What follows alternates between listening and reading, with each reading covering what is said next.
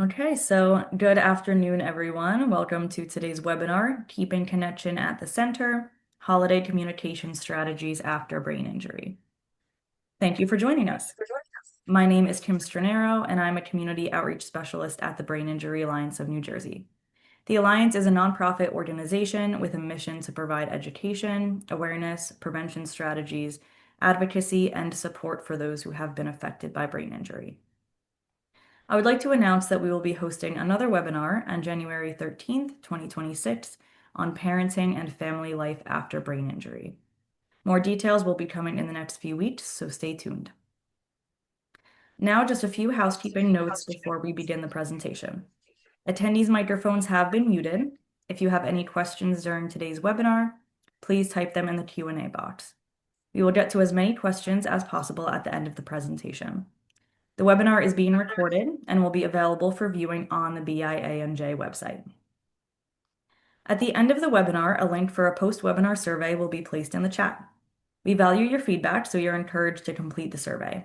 You must complete the survey in order to receive a certificate of attendance. Once you complete the survey, you will automatically receive the certificate of attendance via email. So jumping in, our presenters for today's webinar are Kellyanne Pena and Elizabeth Van Roten. Kellyanne Pena is an assistant professor of speech and language pathology at the University of Pittsburgh and a bilingual speech-language pathologist specializing in brain injury, executive functioning, and disability navigation. Her work examines how trauma, TBI, and cognitive communication needs are often misrecognized across educational, medical, and legal systems, particularly for bilingual and immigrant families. Before joining Pitt, she served as an assistant clinic director at Rutgers University, overseeing bilingual clinical operations and student training. Kelly brings a trauma-informed, culturally responsive lens to rehabilitation and is committed to developing equitable, family-centered pathways of care for brain injury survivors. Elizabeth Van Roten joined the Brain Injury Alliance of New Jersey in March of 2023 as the Director of Support Services, where she works to help support individuals living with brain injury. She has experience working in the field of neurology, including brain injury and movement disorders. Before joining BIANJ, she worked at Columbia University Irving Medical Center's Neurological Institute as the outpatient neurology social work manager and movement disorders social worker. Elizabeth completed her bachelor's degree in psychology at Pace University and earned her master's degree in social work from Columbia University. She is licensed both in New York and New Jersey. She has a particular interest in mental health and chronic conditions, healthcare disparities, and community education. So I am so pleased to welcome Kelly and Elizabeth. Thank you, Kim. I will start by sharing my slides, and thank you for the introduction. Let's see. Okay. Thumbs up, Kelly. Can you see that? Awesome. Okay. Good evening, everyone. Thank you again for joining us today.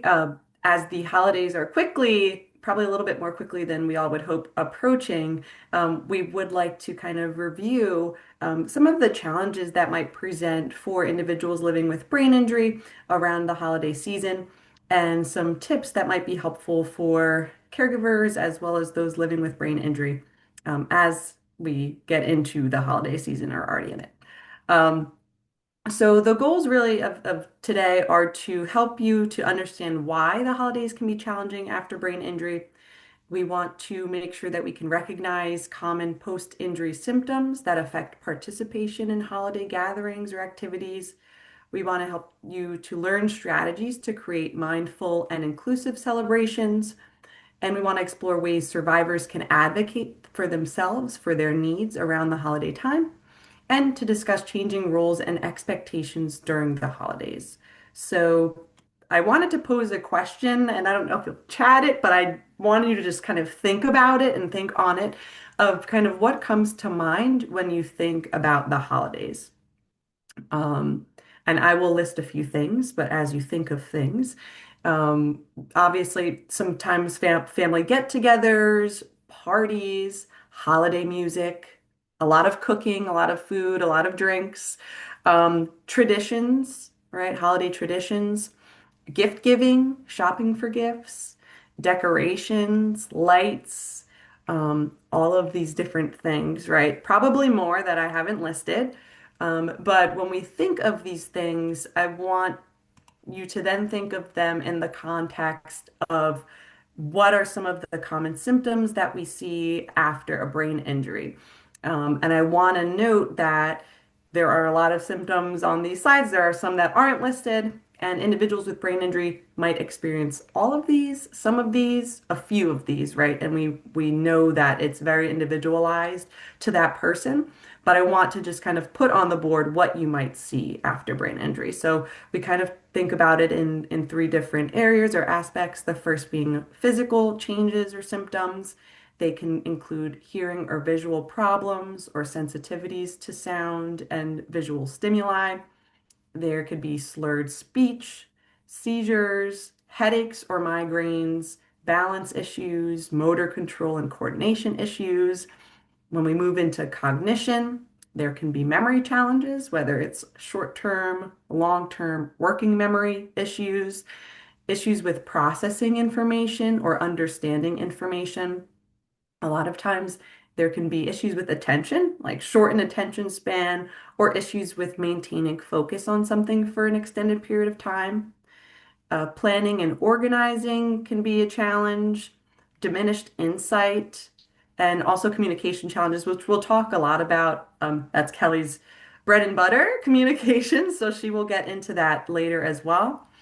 And we could see some emotional and behavioral changes. So there can be some impulsivity where someone's doing something without necessarily thinking it fully through. There can be some irritability going on. Anxiety and depression are quite prevalent after brain injury, which can then lead to social withdrawal, not wanting to go out and spend time around other people, and decreased frustration tolerance. So when someone with a brain injury encounters a problem or a stressor and they can't figure it out in a timely way, they can get frustrated a lot more quickly, a lot more easily. And so when you pair those two things together, all that I've mentioned, music, lights, crowds, and you pair them with these symptoms, we're getting some holiday stress that could be quite prevalent for our brain injury survivors. So what's really going on, right? So there can be some sensory overload.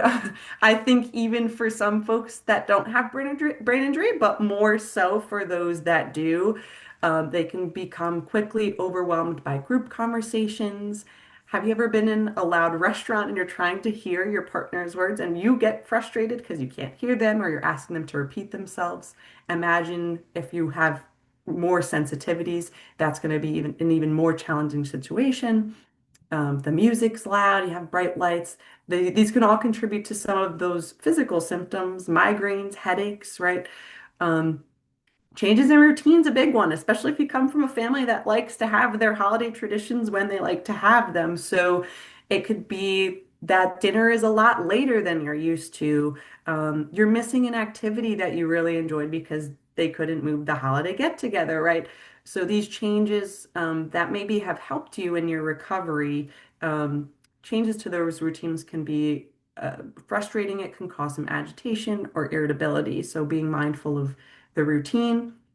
Mental fatigue's a big one, right? So when we talk about those two other things, sensory overload and changes to their routine can cause some fatigue mentally. And I think oftentimes we think about physical fatigue, but it's important to note that there can be some mental fatigue going on, which can, I think, present in a lot of other ways, physically as well as behaviorally, with withdrawing from conversations, isolating themselves, just to kind of get a break, right?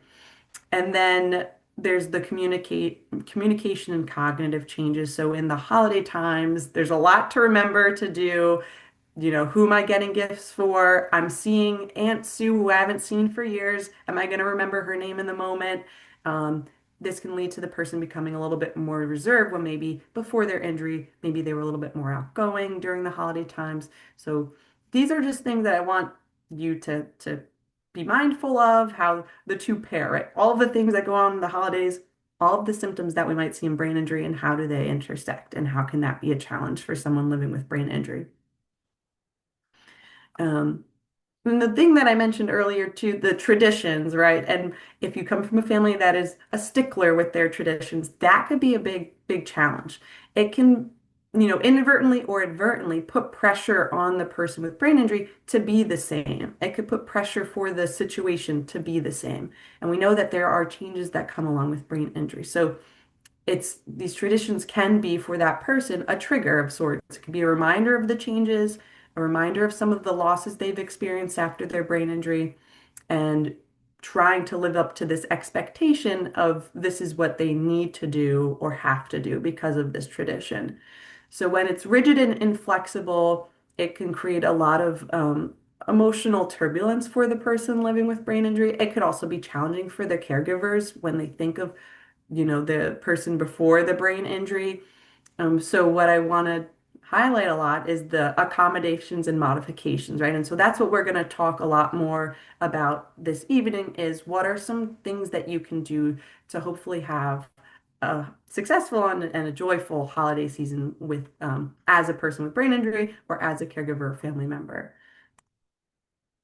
And before we give you the tips, I want to kind of pose this scenario. I think it helps to put it into context. Alex is a person that we've made up. However, the situation is something that we probably occurs, a lot more often than we'd like to think. So, as I read this, just think about some of the missteps or triggers or things that are going on that maybe would cause the situation to not go so well. So Alex is a 35-year-old. He has a TBI 18 months ago from a motor vehicle crash. He still to this day experiences fatigue, difficulty concentrating, memory lapses, and has noise sensitivity in crowds. He's been doing occupational therapy to reintegrate and have a structured daily routine. This in mind, it's December time, it's holiday time. His family is planning a large holiday gathering at the parents' house. The house is decorated with bright lights. They have holiday music playing loudly 24/7. They plan to have 15 family members at this gathering, at this party, including young children running around. It takes Alex 3 hours to get to the house, relying on public transportation and trains because he can't drive anymore. Upon arrival, most of the family's already there, including two extended family members who Alex hasn't seen in a while. They greet Alex, shouting over the music and the chatter, and they appear a bit taken aback when Alex doesn't remember their names. Alex actually used to make cookies for this party. It was a long-standing tradition, but was told by his parents to not even bother because they assumed it would have been too much for Alex, even though Alex had been working on this with his occupational therapist.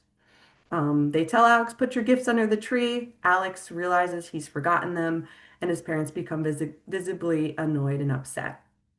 He tries to interact with family, but because of misremembering names, becoming agitated with the music, and being abrupt with his Aunt Sue he hasn't seen, he has a growing headache and migraine.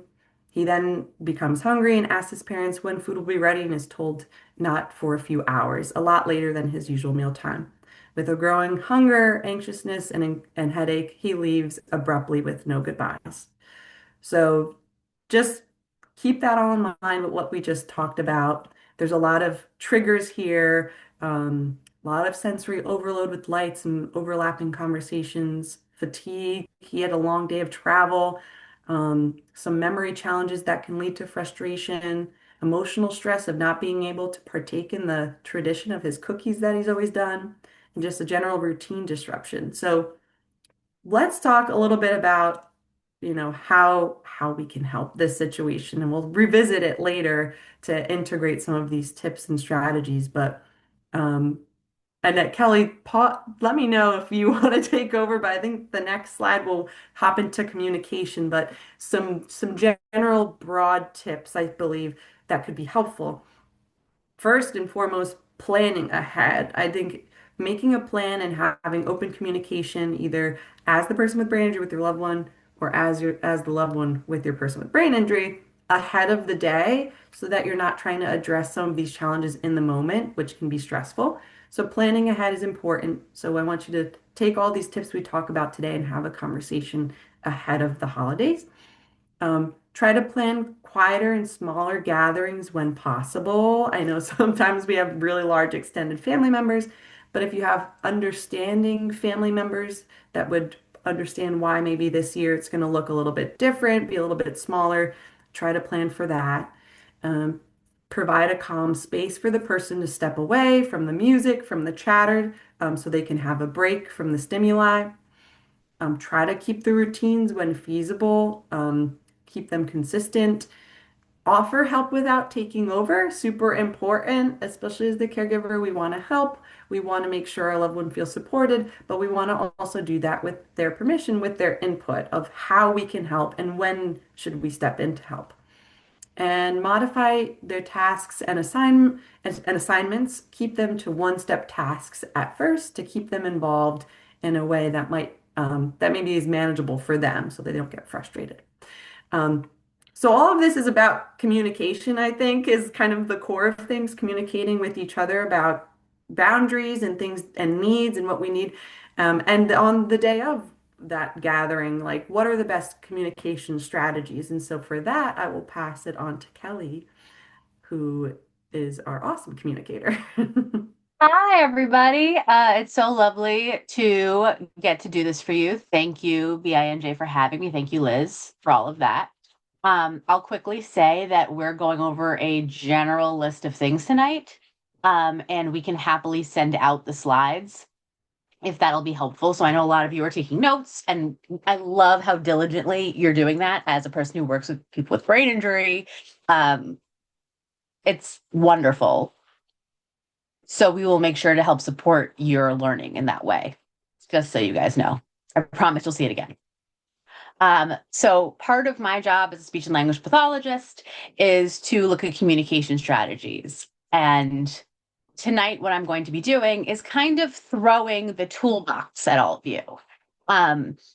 Not saying that one is better than the other, but there are some that you might say, this will work for me or the person in my life, or absolutely not. They will not love that. So while going through this isn't an example of something where you should take all of these and do them, but I would pick and choose the ones that you think will work best. These are the main ones that usually come up, and then I have additional slides afterwards with more specific strategies that we're going to review together. So the first thing is prep and preview, right? It's the idea that if I know something's happening, I can prep myself for it. If there are going to be kids at that party, saying it in advance, right? Sometimes we don't want to say the uncomfortable thing or the thing that might be a trigger, but sometimes addressing the elephant in the room actually reduces reaction, or lets people be able to prepare for what might be happening. That's why we all hate pop quizzes, right? We want to be able to study. Slow down and reduce background noise. We love a Christmas carol. We love a jingle. But the idea here being if there's a lot of people, a lot happening, lowering the volume, multiple rooms is also really helpful. So there might be background noise that is louder in one room versus another room. Using short, simple sentences. So the idea being that you're not talking in these extremely long sentences that keep going on and on and on, like I just did. You're giving pauses in between to allow the person to understand and catch up. And you're giving them time to respond, right? I usually do a count to 10 or a count 20 in my head, which sometimes can be uncomfortable for some of us.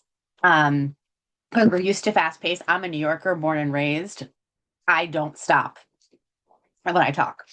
So the idea here being give that extra time, even if you might feel uncomfortable with it.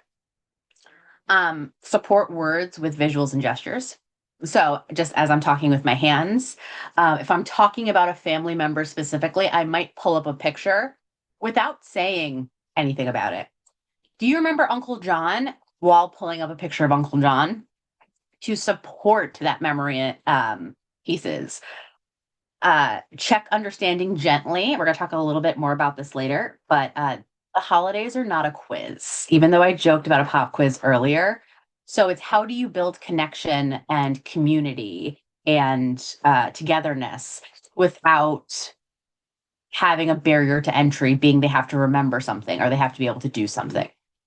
And focus on connection, not correctness, is really, really important. Next slide, Liz. So rethinking what participation looks like, Liz talked about that a lot. It could be gesturing, it just being there. But one thing I want to hit as an SLP is silence does not equal disengagement. That if someone's quiet, that doesn't mean that they're not paying attention. It's not that they're not listening. It's not that they're not having their own big feelings about what's happening. Speaking is not the only way to communicate. And sometimes that is the one that's valued, especially when there's a lot of people in the room and they're all talking, right? So giving space for non-speaking communication or nonverbal communication is unbelievably important. Next slide, Liz. So we want to adjust the environment, not the person. Yeah, we're not changing people. The holidays is not that kind of miracle time, right? So we have to make the environment shift to fit them. So I mentioned smaller groups or quieter rooms before. Built-in breaks for conversation. I am someone who will get up and ask if anyone wants drinks and end conversations. And that's not saying that it's been 20 minutes and now we all have to stop talking for so-and-so, but it's the idea that we have a reset moment as a group. And those happen naturally and organically, but you being aware that those could happen and structuring them in can be really helpful, especially when we have fatigue. Someone put in the chat, fatigue, brain injury fatigue is nothing like neurotypical fatigue, and true. Seating that supports eye contact and comfort. So often I see a circle of people and then I see the person with brain injury like in the back corner. Or I see them, it's a lot of corners. It's a lot of like facing the wrong directions. Everyone has shifted, and they just weren't included or tapped in. So the idea that even to begin communication, we have to begin with togetherness and we have to begin with setting them up for success is number one. If everyone else is standing and they're sitting, that's not supporting it, right? If everyone else is in the other room and that person hasn't come, that's not supporting it.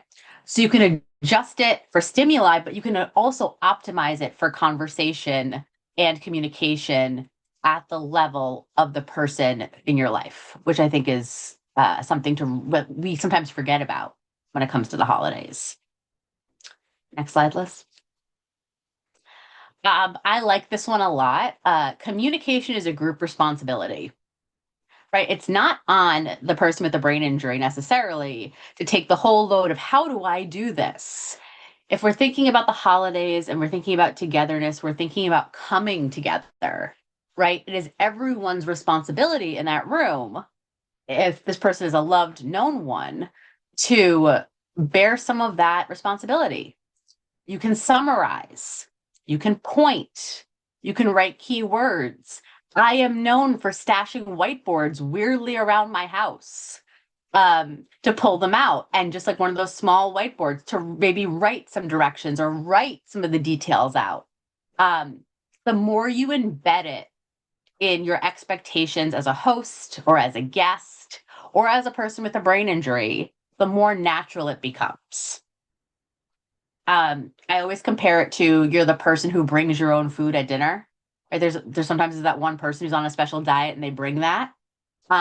If people know in advance, going back to priming, it's not as weird when it happens, right? Even though outside of general norms, it might be considered weird or different, which is not the judgment that we come into the holidays with.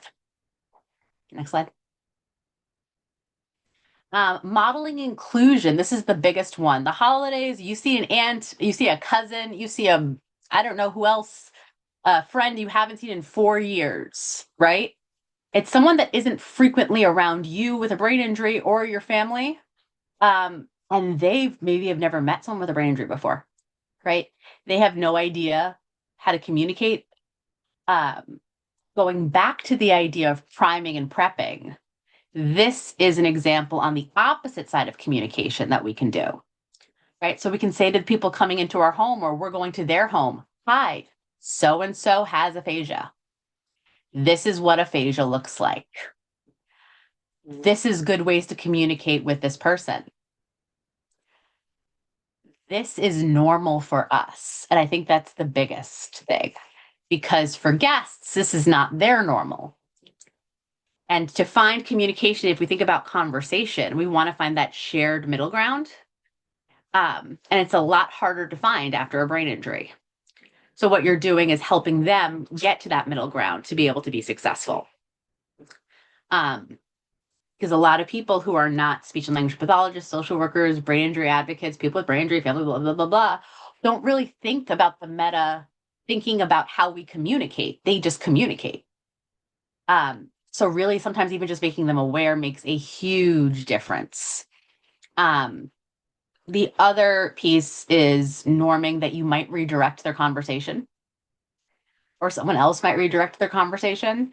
Not in a way where they're doing something wrong, but if something isn't facilitating, if something doesn't feel good to the person with brain injury, someone stepping in and maybe providing a model or providing a cue or restating something and saying this isn't meant to put you on the spot, but this is just to facilitate the holiday, is a good expectation to set and something that can be normed, especially during the holidays. Next slide. Yeah. So those are some, before we even get to the party, things we can do, right? Environment, pre-planning, now actually in conversation, setting the topic first. A lot of our conversations tend to jump back and forth, different things. As you're talking to someone with a brain injury, starting almost like you would have a header on an essay that you wrote or like on a paragraph. So we're talking about dinner plans. We're talking about the Super Bowl. We're talking about this and naming that category, because it gives the person time to find words in that category, to construct sentences that, or ideas or memories that are related so they can participate, right? When you know what field is going to be, it's easier to play the game. It also helps reduce processing load and guessing. When you don't say the topic at the beginning, there's a lot of, did we move on? Are we done? What was that? Well, now we're back to this. I'm confused. What did I miss? Which then frequently either results in withdrawal or frustration. Which when we think about communication during the holidays, communication in general, but of course during the holidays, it's already stressful enough, like Liz talked about, where you don't want to add additional pieces onto that. Next slide. The other one is keyword speech first. And I always joke with my brain injury survivors, it's Yoda speech. The most important word in the sentence first. So dessert, we'll eat after dinner. Right? Now, I am not going to tell you what the most important word in that sentence is, right? It might be someone's asking about dessert, and that's why it starts. Sometimes it might be when is the question or that's coming up. So you might be like, after dinner, we'll eat dessert, right? So it's putting either the most important piece of information or the biggest question, I say, as the first part of what you're responding to, because that's usually the hook. That's usually where they get the most information. So being thoughtful around that could be really helpful. So in advance, potentially thinking of keywords and topics, telling them to guests, telling them to brain injury survivors before they come to the party. So everyone has almost like pre-topics planned and sentences that they can pull from rather than anxiety of having to figure it out on the spot. Yeah, next slide. Yeah, this is one where if you are on a phone or an iPad, I would screenshot it. And I know we're sending out the slides, but if you are using a computer, take a picture of this. I think this is something that I've given out to people before the holidays and being like, how do you ask and answer questions? So the guidance for all of you, is one at a time. We talked about slow and short. We also will do one by one. Now, someone like me who isn't giving a presentation, normally it's 15 questions at once, 3 comments and a judgment. But I want to be really clear that when we're dealing with brain injury survivors or family members, this is a good practice for kids. This is a good practice for people with dementia. This is a good practice for people who are learning English, right? This isn't necessarily brain injury specific, but it is facilitating communication with people who might need more time for various reasons. Use yes, no, or choice-based questions when helpful. We call those closed questions. So if you think about open questions, right? What did you do yesterday? There's a million different answers that you could give. Did you go to the park or the movies? There's only 2 options there. And it's easier to choose from 2 options that are presented to you rather than 19 that no one has said. From choice-based, you can go down to yes, no. Did you enjoy dinner? Are you rooting for this team? Isn't so-and-so so big? A lot of my survivors also love like sassy. I'm like, isn't she being so annoying right now? Because you don't want the stilted conversation. You want the warmth that comes with it. You want the relationship building. And that just might be that aunt that is driving you up the wall and leaning over and saying something. You also want to give them time. We've talked about if it isn't understood the first time, saying it louder and slower might not help. So changing the words you use instead of repeating it might be the best way to handle it, honestly.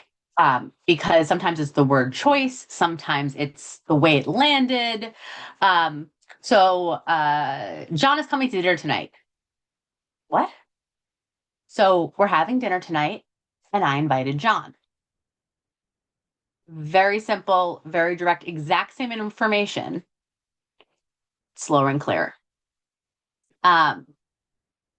Let's say something still isn't understood. We call that a communication breakdown. So you might rephrase, you might confirm meeting, right? Using a gesture or writing or keywords, right? If you're like, what year were you born? And they say 1921, I don't know. And as an SLP, what I do is I write that number down and I show it to them. And a lot of times they're like, no. And I'm like, so that's the number you told me. Let's figure it out. Now that's therapeutic. During the holidays, you might be doing it around how many kids you have, right? Or how many times you've rewatched Game of Thrones during your break. Or the name of somebody that they can't remember. So thinking about how you can practically use that. And also going back to silence is not communication. Accepting partial or nonverbal responses as valid communication, not rude, not incorrect. The only time to really correct incorrect information if it's unsafe or if it's causing an escalation or it's going to become a problem. Right? If so-and-so said you guys went to this trip in 1997 and it actually was 1998, we don't really need to dig into that at that moment. Right? So thinking of partial nonverbal, I'll add incorrect as valid communication. Next slide. I mentioned pop quizzes earlier. I find this is probably my biggest pet peeve with survivors and with caregivers. So I have a whole big slide on it. What's today? Right? We talk about orientation a lot, and orientation is unbelievably important. Memory books, apps, we love them. But the idea being, we really want, unless we're explicitly working on memory, what we really want to do is focus on connection, not correction. So instead of being like, do you know what today is? You could say, today is December 25th. It's Christmas Day. What's today? it's what we it's and of course I'm going to be talking about, I'm going to forget what it's called. Um, but it's the idea of giving them the most correct response or the correct response, and then letting them participate in the feeling of excitement rather than the shame of getting it wrong. Because that's what you really want. So, who is this? Generally is not a question we ask. Unless it's something you're working on and you're working on memory with your loved one, or that's something that you really want to, I never say never, but who is this? Where do you know them from?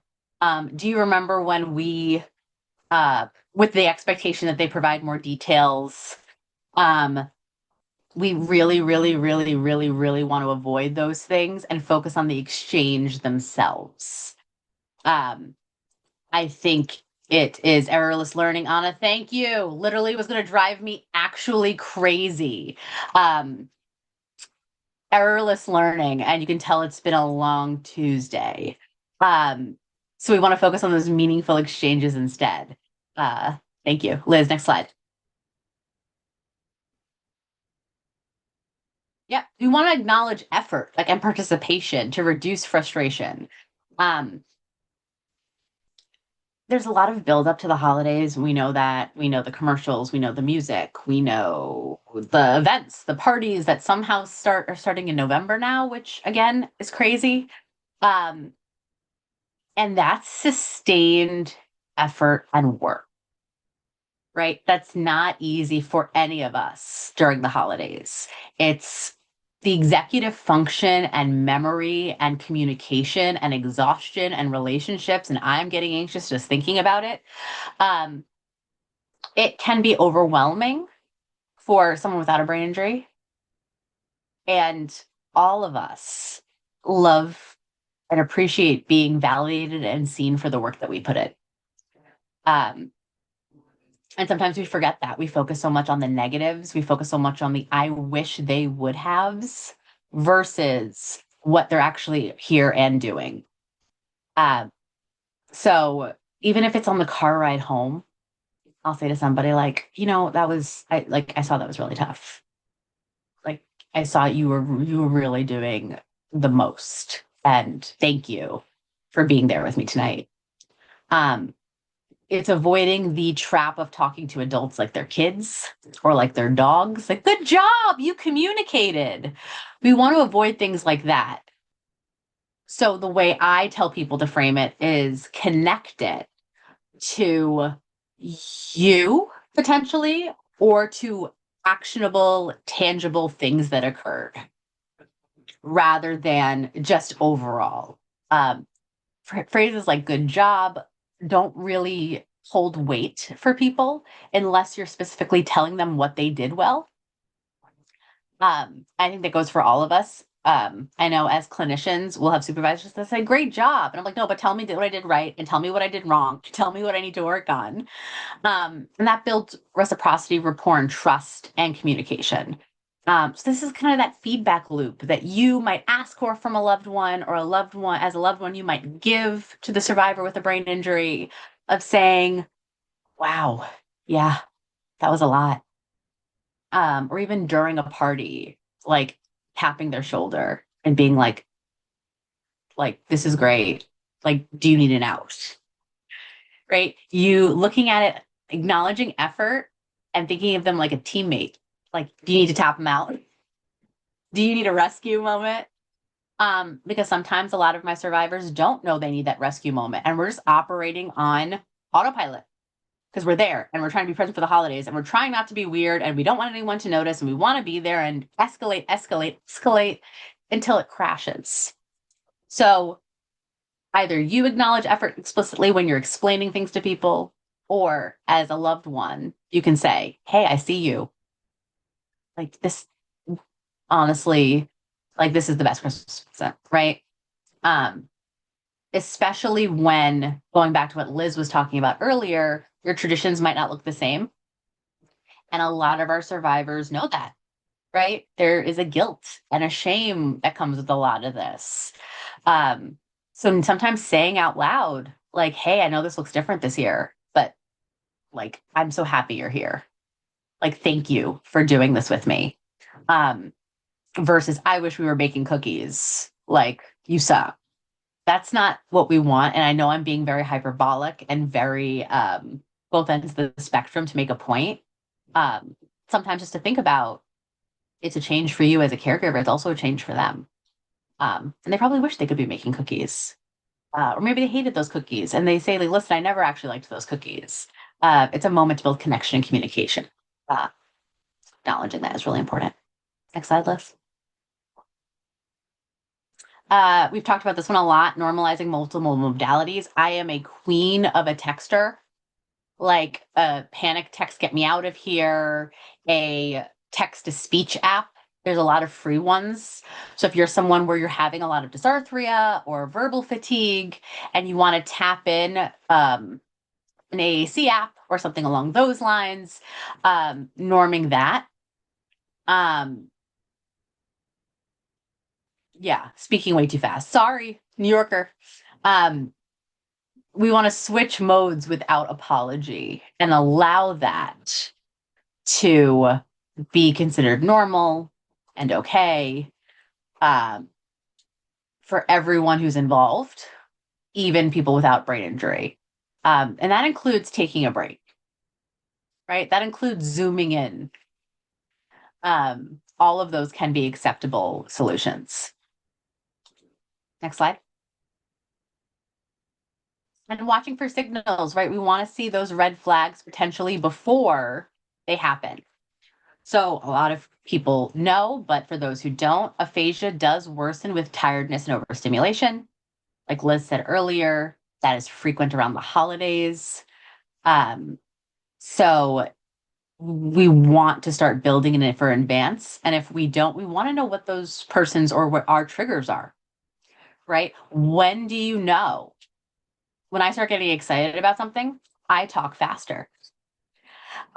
When someone gets tired, what do they do? And sometimes that takes planning in advance.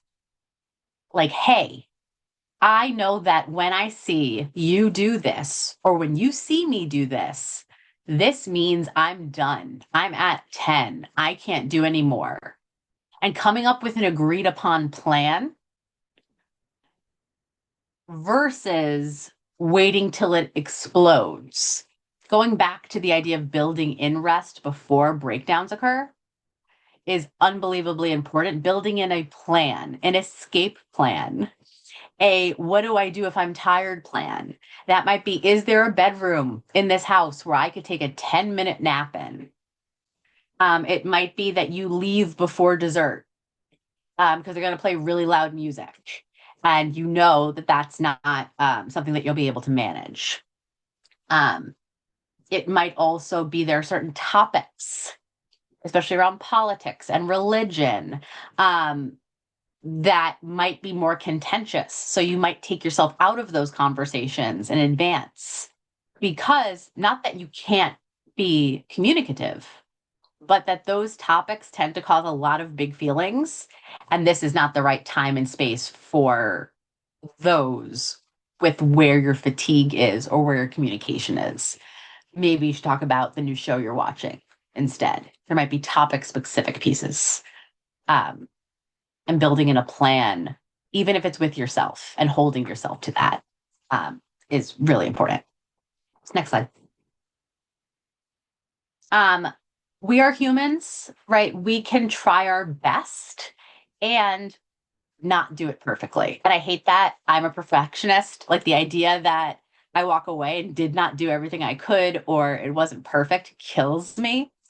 And we call those communication breakdowns, either when the person is having to communicating with us or a point we're trying to make isn't getting across, right? If we think of communication like those cups with the strings that people, would out of windows to talk to each other, the message isn't getting all the way across. So the first thing we have to do is we pause. That's number one. A lot of us escalate and try to go more quickly when this happens, or try to pretend that everything's fine. Oh, there's absolutely no problem, right? You want to pause, you want to reset,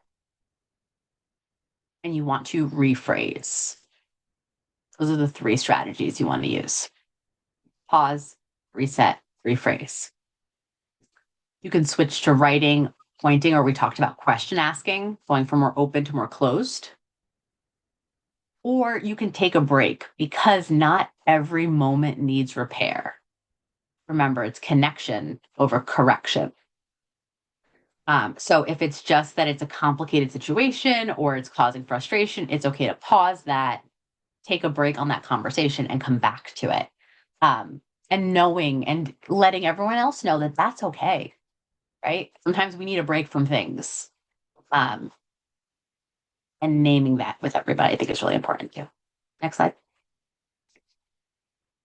Um, the other one is how to handle well-meaning but harmful help. You know those people, right? They're jumping in, they're filling in your words, um, they're assuming that you can't do things, or you're assuming that your loved one can't do things.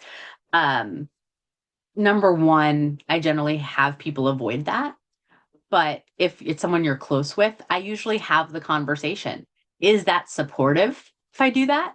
Do you love the teammate save in the moment?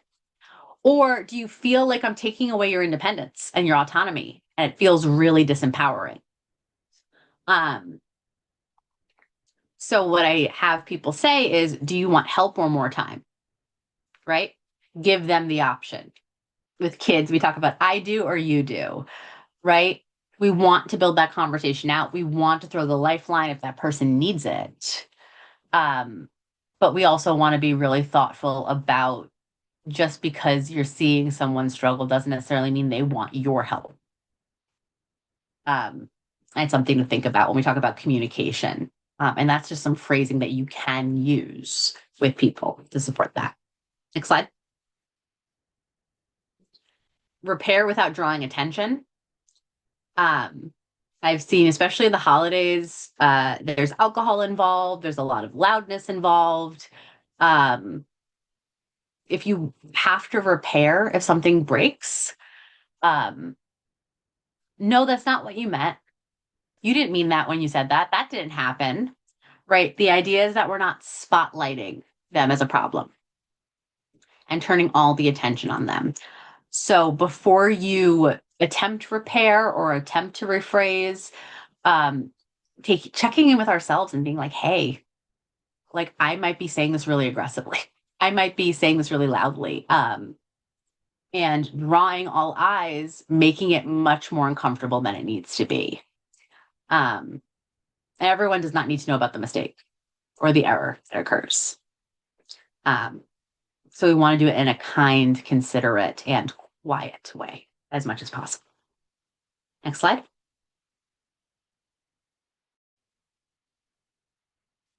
Liz, and I think that's you. Yep. Thank you, Kelly. And I want to note all of the great information that you had for any individuals with brain injury on the call that maybe you feel like it was, tips for caregivers. But I think how you can use it is these are my needs. Hey, that would be really helpful if my family or friends, use those techniques. Let me bring it back and have a conversation to better communicate what my needs are and how these things could help me. So I want to just kind of highlight how that could be useful for probably anyone on the call, whether it's to help you express your needs or as a caregiver or family member, how to communicate. So I wanted to talk a little bit about just supporting the emotional well-being of the person with the brain injury. I think the most, maybe it's obvious, maybe it's not, but there are a lot of changes coming with brain injury. And I think one thing that maybe doesn't get highlighted often is the idea of loss. And with loss, the idea of grief, right? Like grieving if they feel like they were a different person before during the holiday times and now are a different person now, that there is some loss there and that they should be allowed the space to grieve those losses and to allow them to feel that frustration. I think what we don't want to do is like cover it up because we feel embarrassed or something. Oh, family's around. But if in that moment they're having these feelings, to let them have those feelings, right? It can be a difficult time, especially if it's their first holiday after the brain injury, it could be a really difficult time for them. So just make sure that you're validating, not trying to cover those feelings that they might be having in that situation. Um, And don't, like I said before, that pressure that comes along with these traditions, don't force them to be the same. And on the next slide, we'll talk a little bit about how we can find, ways to do things in a different way, in a new way that can still maintain that feeling of togetherness. As I said before, encourage that manageable participation using the tips that Kelly described and outlined, and let them lead, right? They are the master of their own bodies and how they're feeling when they're reaching their limits. So when they are expressing that they might be reaching or approaching that limit for them, that fatigue wall, to let them lead and let them tell you what they would need in that moment. And allow space for mixed emotions. Like I said, if it's the first holiday, they might be happy to see everyone. They might be, frustrated that they can't be the same way. They might be sad that it's looking different now. So just allow that space for them. So how can we find a new holiday rhythm? I said some of these things before: modifying or shifting tasks, simplifying the traditions, or create new ones. What a great opportunity to create some new traditions. Kelly said before, maybe you never liked those cookies. They never came out the way you wanted them. And so maybe you can create a new tradition with your family or with yourself. I think it's an opportunity for kind of a new start or a new tradition.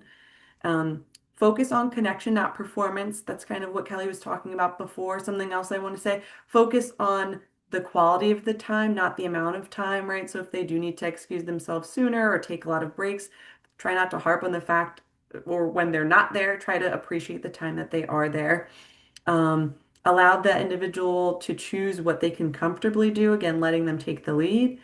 And we have these wonderful rehab teams at your disposal. So in the kind of vignette that I mentioned, the scenario before, Alex was kind of relying on his OT to help him try to engage in those traditions that he used to. So really kind of talk to, if you're still connected with rehab teams, to brainstorm creative ways for inclusivity and accommodation. So and then as the person with brain injury, you are the expert in how you're feeling, your body, your brain, what you can take. So communicate your needs early. Like I said, some of these things that we discussed tonight, you might say, boy, it would be helpful if my family just did these things. Communicate those needs early. The quiet space, the exit strategy, the plan, boundaries that you might need, topics that you don't want to discuss. Do that all ahead of time, ahead of the gathering, so that in the moment you're not feeling like A, overwhelmed by the situation, and then B, trying to figure out how to get yourself out of the situation. Um, Taking frequent breaks, like Kelly said, before you reach that boiling point. Using coping tools. So when we talk about the sensory overload, if you need to wear headphones, earplugs, sunglasses, those things that, again, in a not brain injury context, we might see and not think of as normal. But if you have that communication and those expectations are set ahead of time, it should be fine. So use those coping tools and strategies on the day of specifically. Um, Maybe you can't attend the 15-person gathering that Alex's family is doing on, but maybe you can do a smaller event that's just your family. Choose a meaningful event. Like, use your time and your capacity wisely. So if you can't attend that, maybe you can do something that's a little bit more smaller. Um, Identify your safe person. So if you do have a cool uncle that maybe you've always vibed with, got along with, maybe that can be your person to go to, and you have a discussion with them ahead of time, like, hey, if I'm feeling overwhelmed, do you mind if you can come grab me from a conversation? If I can come to you and say I need a break and help me find a way out. I think that's important too. Give yourself grace and permission to say no. No, period, right? Not no, but, not no, I need this excuse. No, just because.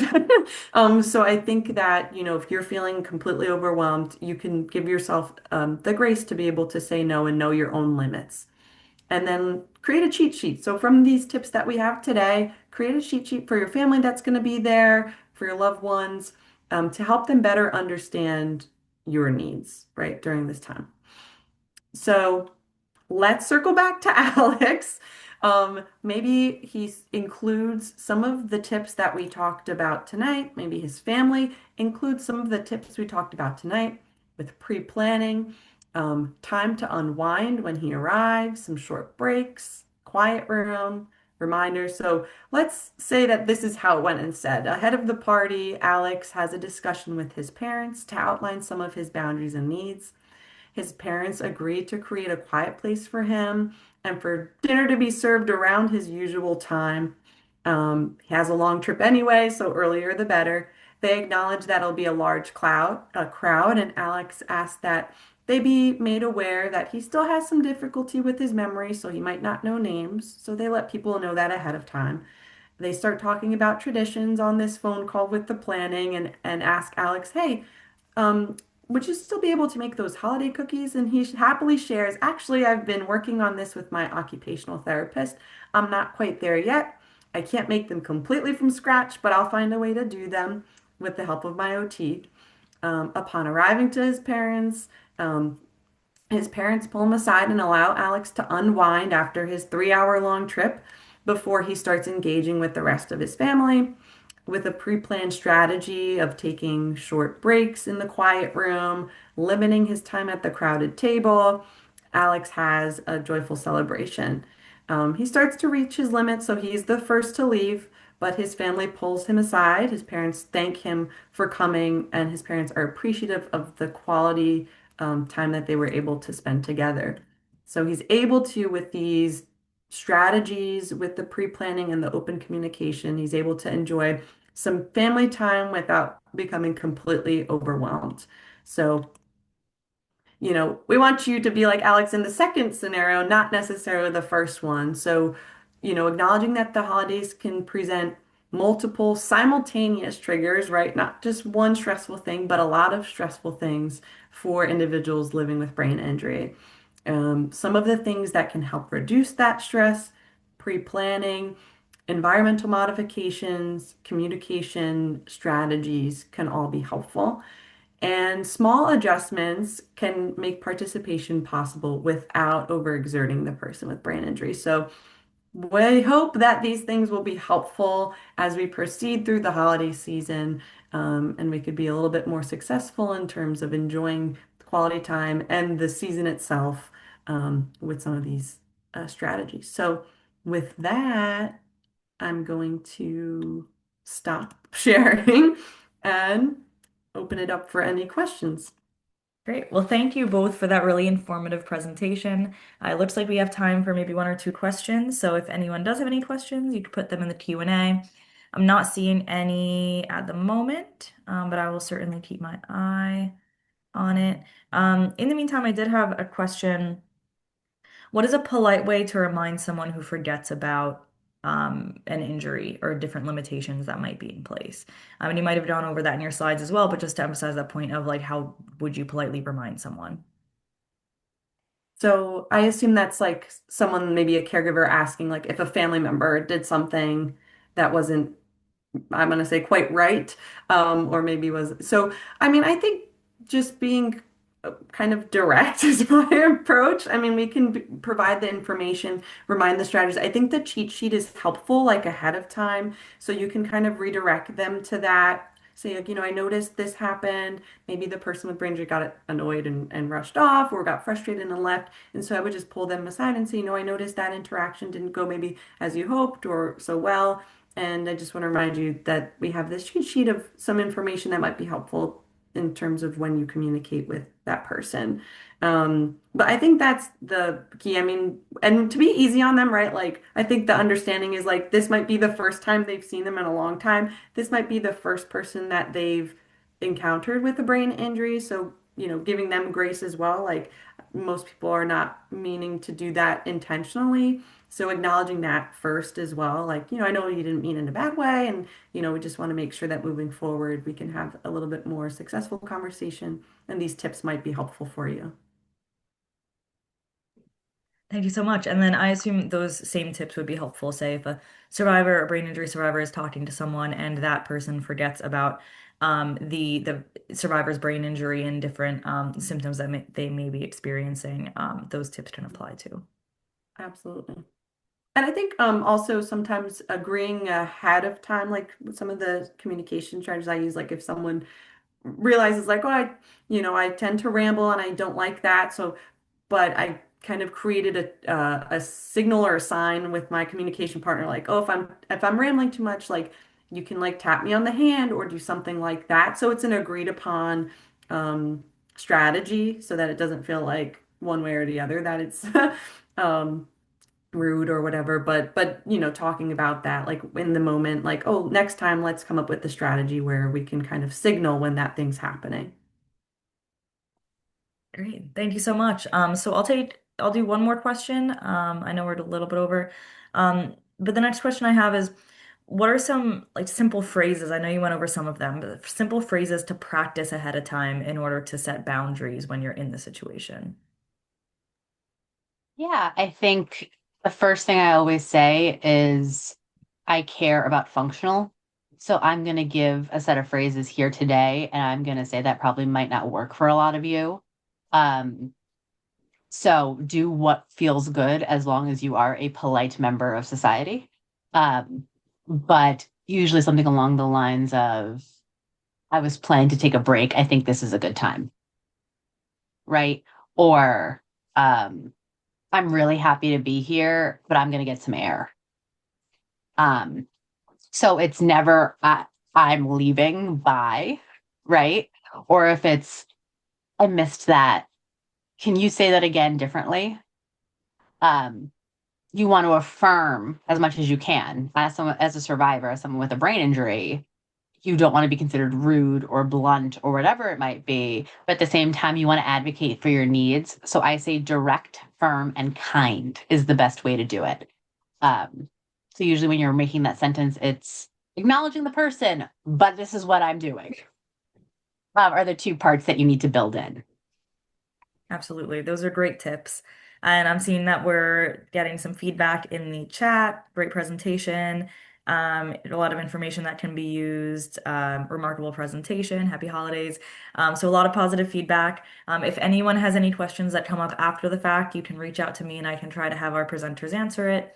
My email is kmyers@bianj.org.